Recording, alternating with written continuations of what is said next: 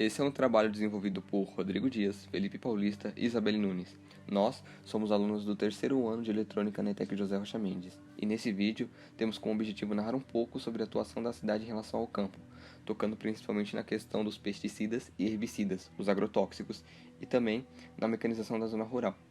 E além disso, vamos apresentar causas e consequências nessa relação. O ser humano no início dos tempos era nômade, ou seja, ele vivia migrando de terra em terra buscando as melhores condições para sua sobrevivência, produzindo seu alimento para a subsistência.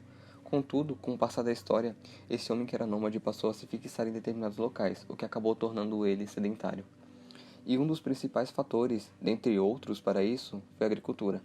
A agricultura, além de permitir que o homem tenha seu alimento, intensificou relações sociais e estabeleceu uma civilização mais independente da natureza.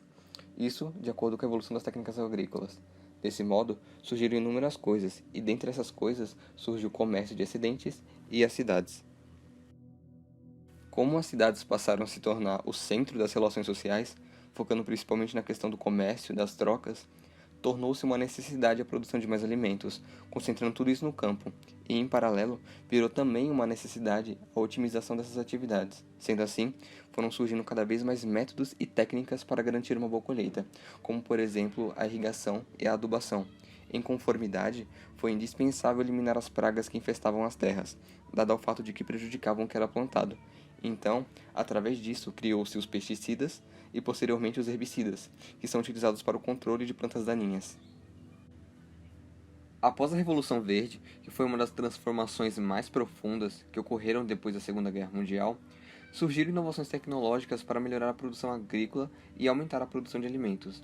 Isso em função da explosão demográfica que aconteceu na época, em torno de 1950 e 60 mais ou menos.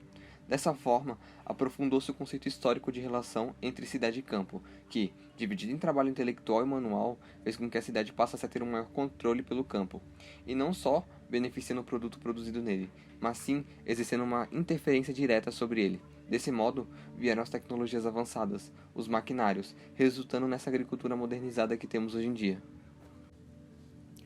Com o uso dessas tecnologias, obviamente vieram melhorias que trouxeram resultados bons, como um aumento substancial da produtividade.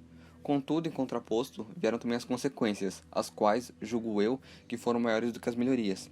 Entre elas, é destacado o esquecimento do trabalhador do campo, afinal, houve uma mudança no perfil profissional, onde passou a ser exigida uma habilitação técnica, mudança a qual quase nenhum trabalhador recebeu, o que acabou resultando em maior proporção no êxodo rural, e em meio disso tudo, ainda houve o desamparo de muitos que, mesmo indo para cidades em busca de melhores condições, ficaram mantidos na mesma situação e se tornaram parte dos problemas de aglomerações urbanas. Por outro lado, referente às produções do campo, ocorreram e ocorrem descasos absurdos que prejudicam e tiram a identidade da natureza. Os agrotóxicos passaram a ser produzidos e utilizados em larga escala, e apesar de ajudarem no cultivo, eles trazem inúmeros riscos, tais como a perca da fertilidade do solo, dos mananciais, da biodiversidade, a contaminação do solo, das águas e do ar, e ainda causam mudanças climáticas. Além disso, a química oferece riscos aos que consomem alimentos geneticamente modificados e aos trabalhadores que os manipulam. Existem inúmeros casos, Brasil afora, de agrotóxicos prejudicando a saúde humana, matando pessoas e matando a natureza. E além disso, de famílias do campo com medo do êxodo rural, principalmente agora em caso de pandemia. Em síntese, para finalizar tudo, nós que produzimos esse vídeo questionamos: quando a saúde humana e a natureza, recurso primordial à vida, vão se tornar prioridade? A tecnologia deveria trabalhar conforme a natureza e não conforme a ganância. E é isso. Agradecemos a atenção e até mais.